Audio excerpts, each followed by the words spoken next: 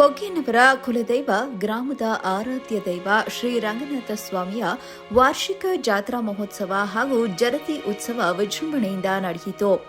ತಲತಲಾಂತರಗಳಿಂದ ನಡೆದು ಬಂದಿರುವ ಈ ಮಹೋತ್ಸವದಲ್ಲಿ ಭಕ್ತಿ ಮಾತ್ರವಲ್ಲದೆ ಬಂಧುತ್ವ ಮತ್ತು ಪರಂಪರೆಯ ವೈಭವವು ಅನಾವರಣಗೊಂಡಿತು.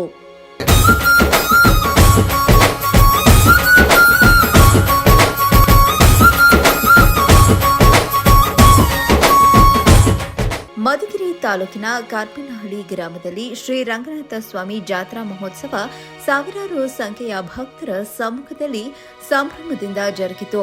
2 ಕೋಟಿ ರೂಪಾಯಿ ವೆಚ್ಚದಲ್ಲಿ ನಿರ್ಮಾಣಗೊಂಡಿರುವ ನೂತನ ದೇವಾಲಯದಲ್ಲಿ ಜಾತ್ರೆಯ ಅಂಗವಾಗಿ ವಿಶೇಷವಾಗಿ ಹೋಮ, ಹವನ, ಅಭಿಷೇಕ, ಪೂಜೆಗಳನ್ನು ನೆರವೇರಿಸಲಾಯಿತು.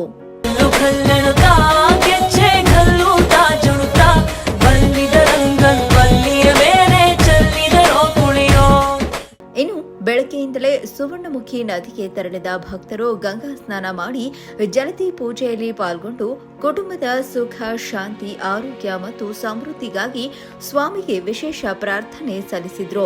ಜಲತಿ ಉತ್ಸವದ ಬಳಿಕ ವಿವಿಧ ಧಾರ್ಮಿಕ ವಿಧಿವಿಧಾನಗಳು ನೆರವೇರಿದವು. ಜಾತ್ರೆಯ ಅಂಗವಾಗಿ ಸಾವಿರಾರು ಮಂದಿ ಭಕ್ತರಿಗೆ ಅನ್ನ ಸಂತರ್ಪಣೆ ವ್ಯವಸ್ಥೆ ಮಾಡಲಾಗಿತ್ತು. ಕರ್ನಾಟಕದ ಪ್ರವಾಸದಲ್ಲಿದ್ದ ತಮಿಳುನಾಡಿನ ಕುಂಚಿಟಿಗ ಬಂಧುಗಳು ಆಗಮಿಸಿ ಸ್ವಾಮಿಯ ದರ್ಶನ ಪಡೆದು ಪೂಜೆ ಸಲ್ಲಿಸಿ ಪ್ರಸಾದ ಸ್ವೀಕರಿಸಿದರು.